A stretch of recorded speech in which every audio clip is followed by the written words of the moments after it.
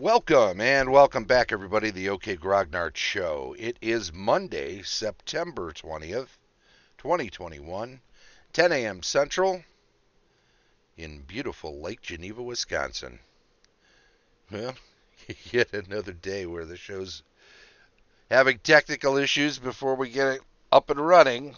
This time it's sound issues, not video issues like it has been in the past, or just total software issues. I don't know why. It's working now. I think I must have fixed it. What did I do? Well, I unplugged it and I plugged it back in because that's what we do when we have no idea what we're doing, right? Anyway, today we're going to talk a bit about DMing from the perspective of grid or no grid. Grid or no grid. Do we use minis? Do we not use minis? Beyond that, do we use an actual grid for the battlefield? Which suggests a little something about how combat is going to be run, if I'm not mistaken. And I don't believe I am this time. Anyway, this is from the perspective of a first edition gamer, a first edition Dungeons and Dragons gamer, and we'll look over a section in the first edition Dungeon Master's Guide, part of the part of the part of the section of how to play the game, approaches to the game, I believe, is the header of the chapter. And in the section on use of miniature figures with the game, I'll just preface this by saying they kind of make the assumption that miniatures were to be used. Now, I came at D&D in '74 after having been, at least for a short while, a miniatures wargamer, as well as a hex and shit board wargamer. And yeah, it said right on the front of the right on the front of the box, right on the front of the books, that you used miniatures with the game, and we didn't think anything of it. Everybody who came from that angle thought of Dungeons and Dragons as a sort of an offshoot of wargaming at that time. It was born, at least in part, from wargaming rules. Sure, there were layers of additional rules for the sake of guiding role playing at that time, but it was about stats and charts and rolling six-sideds, just like wargaming was. It was about having characters with strength and dexterity and armor class and weapons and fighting one another when necessary, or even sometimes when not, because we were pretty young when we started playing, and sometimes when you think you got a hammer, everything looks like a nail, right?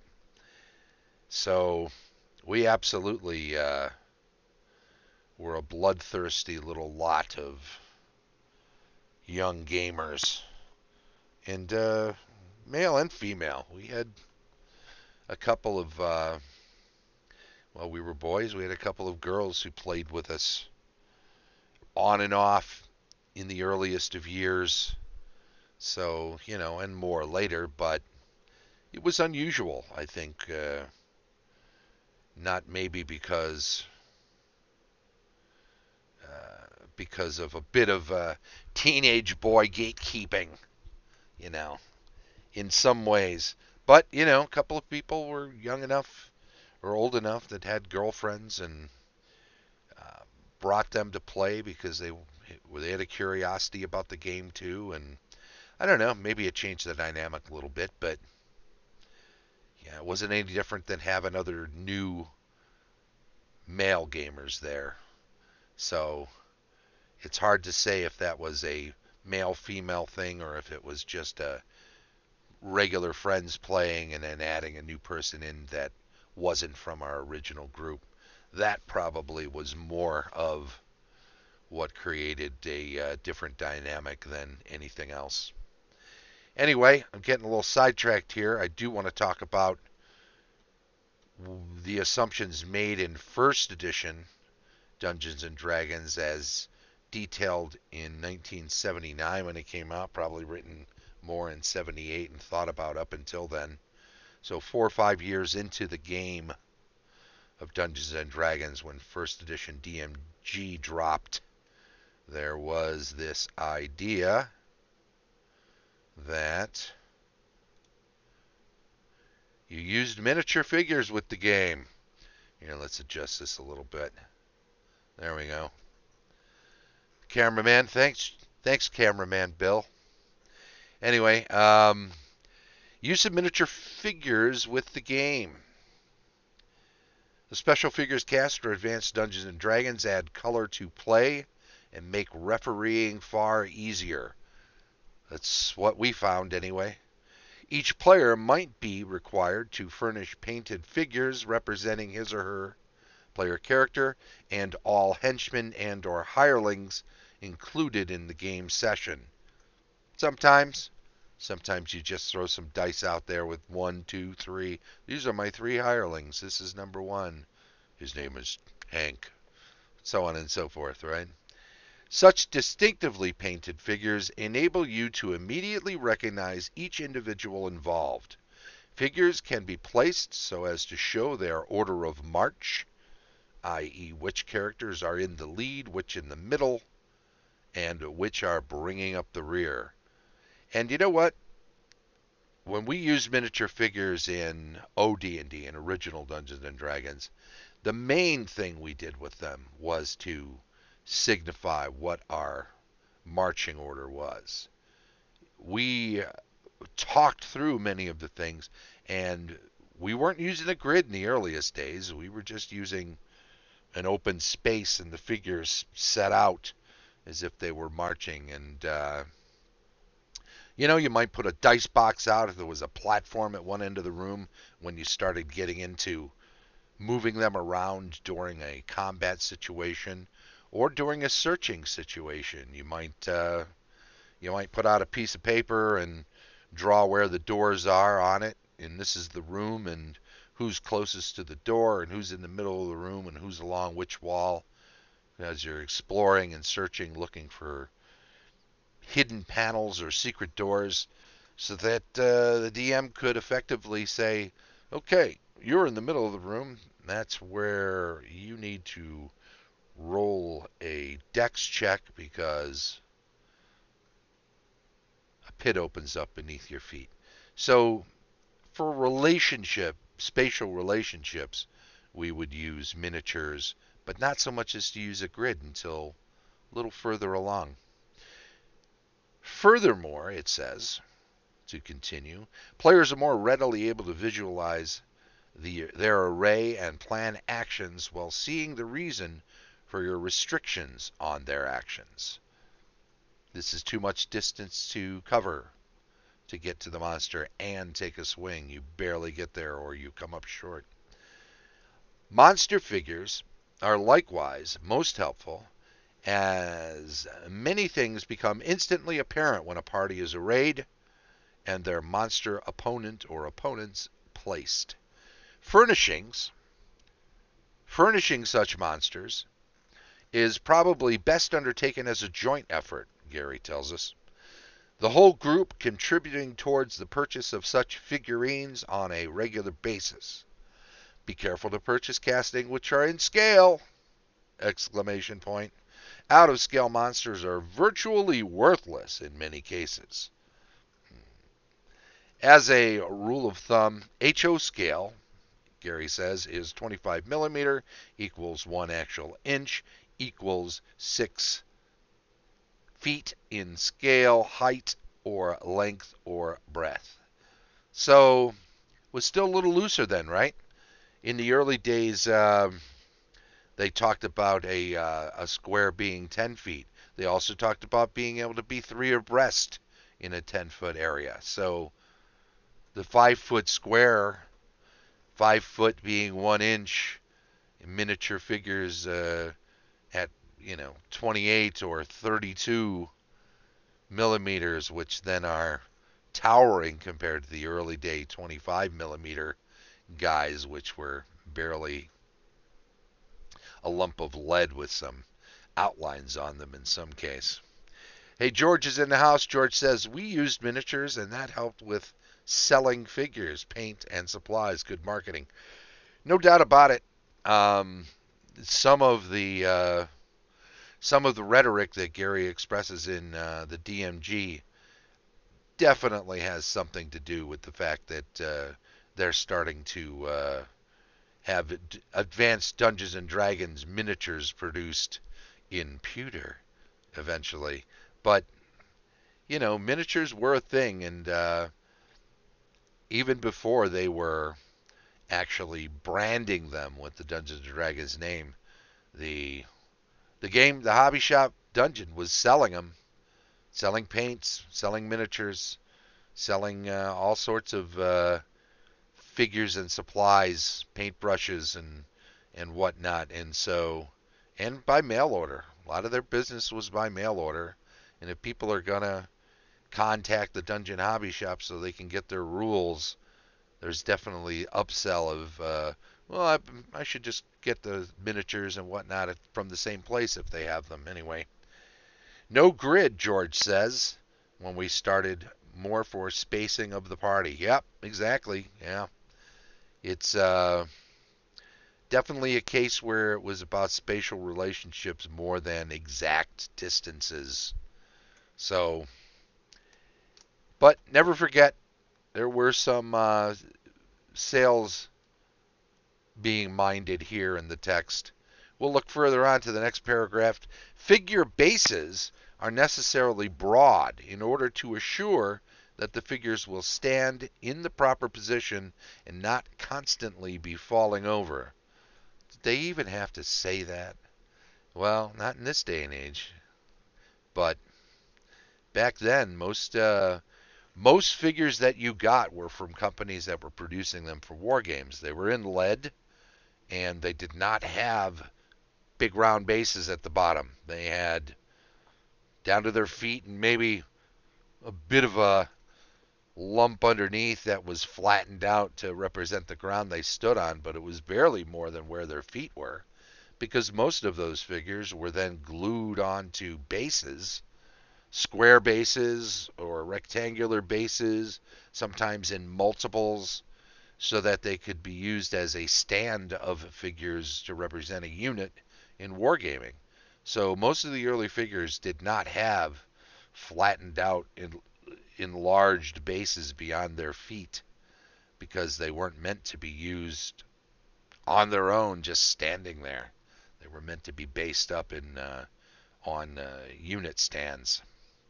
Continuing. Because of this, it is usually necessary to use a ground scale twice that of the actual scale for HO, and squares of about 1 actual inch per side are suggested.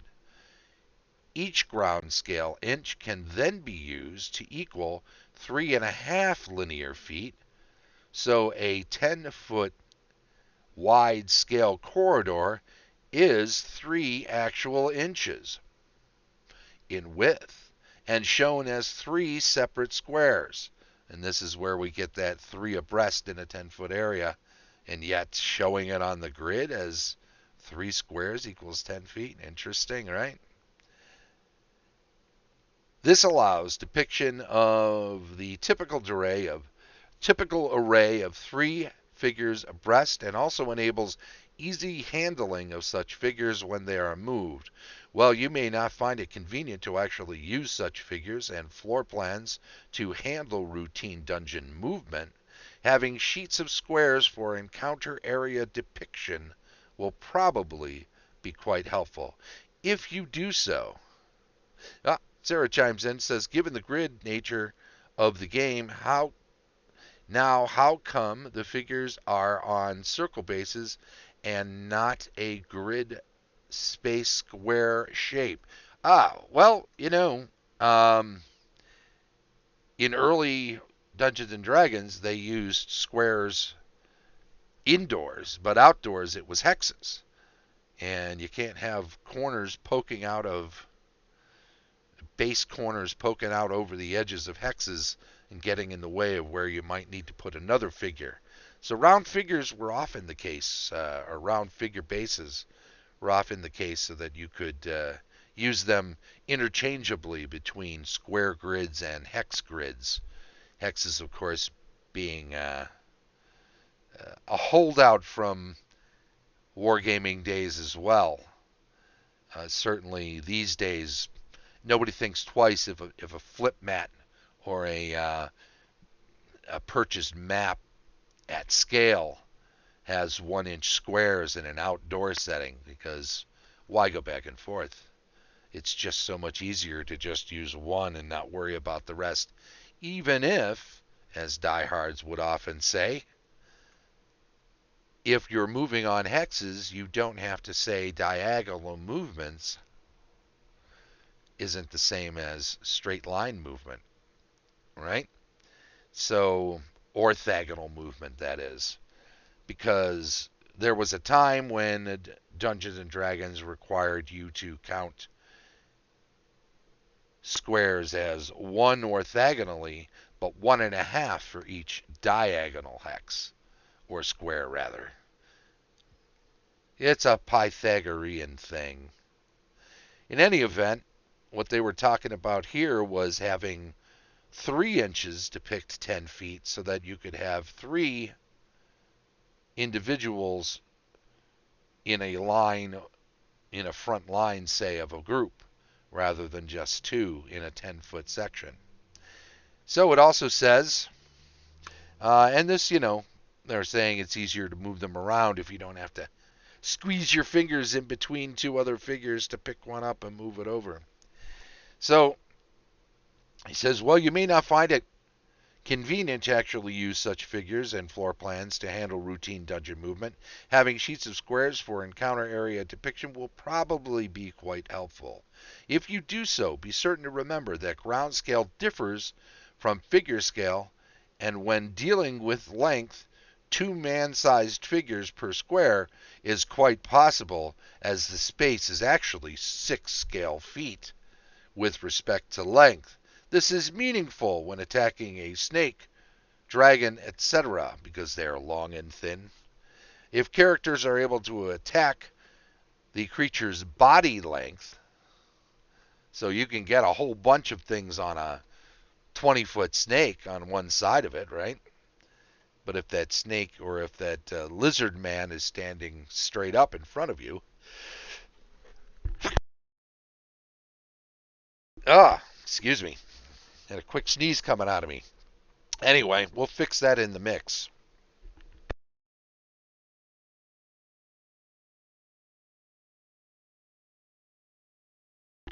All right. Hopefully that's cleared up. Well, we'll finish up this anyway because we're close to it. This is meaningful when attacking a snake, dragon, etc. If characters are able to attack the creature's body length. With respect to basically bipedal erect opponents, scale will not be a factor. Details of preparation and painting of miniature figures for the game are not germane to this work. Your hobby supplier will have an assortment of small brushes and paints for such purposes, and you may inquire there as to the best techniques of painting. So he didn't want to write a painting guide. George says players get very concerned with the exact space and character location when a spell or trap goes up. Absolutely. Am I on the edge of the fireball? Am I near it? So the next section actually goes into what other things you can buy and where you can get them, and where TSR is located, both in the UK and where Judges Guild, they mention in the actual DMG. You don't see many things like that where they mention an outside company inside the Dungeon Master's Guide, or any TSR product for that matter. They became very proprietary as they moved into the 80s, and into the 90s they became quite litigious but that's beyond the scope of this broadcast. Anyway, I will say that it's important to realize that there's no one way of playing. If a group finds it works best just doing theater of the mind, never using a miniature figure or a grid, certainly have fun, have at it, enjoy it. Personally, I'm a fan of miniatures and using miniatures for combat, and definitely using miniatures to represent the various characters in the game. I think it brings an excitement and an immersion to the game. It seems counterintuitive to say that, but being able to visualize characters and their locations and whatnot uh, at any given moment is helpful, even if you're using a representation of it rather than just helping people figure it all out inside their own heads. And,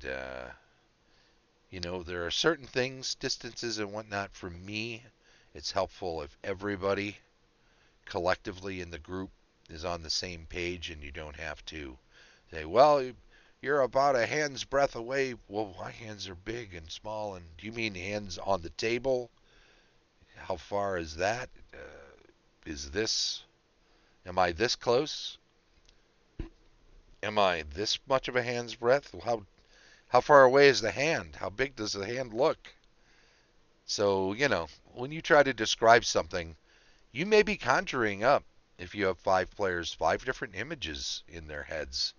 And those images may be close enough that they all sync up, or maybe somebody not quite getting it and it's getting a whole different perspective. And if their character perishes because of their misunderstanding of what's going on, well, you can retroactively say, "Oh, okay, I didn't explain it well.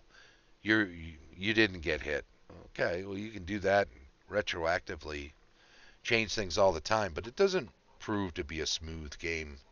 So I like smoothing things out through the use of grids and miniatures when it comes to combat and whatnot, um, and exploring in some cases. That's just me.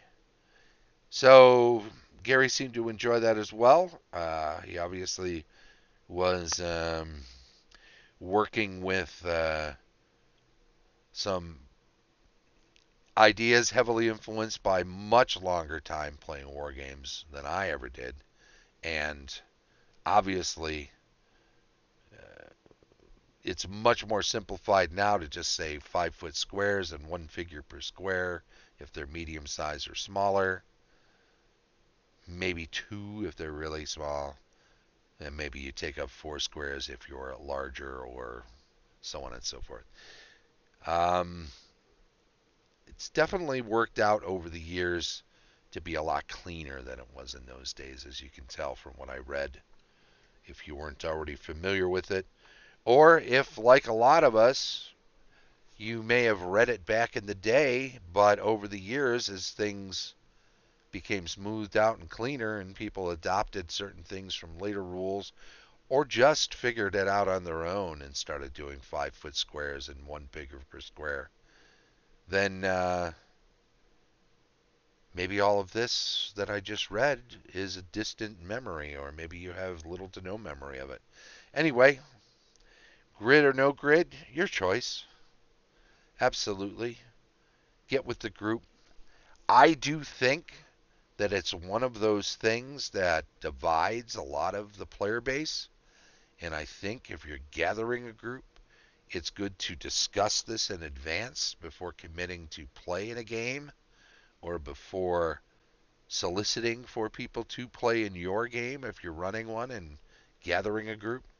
I think it's worth having that session zero discussion, or perhaps pre-session zero, before anybody commits to playing. Anyway, that's what I think. And I will just say thanks to everybody who is checking the show out. Those of you in the chat, George, Sarah, everybody. And anybody who's catching up with this later. But do yourself a favor. Come and check out the stream 10 a.m. on Mondays here on Twitch.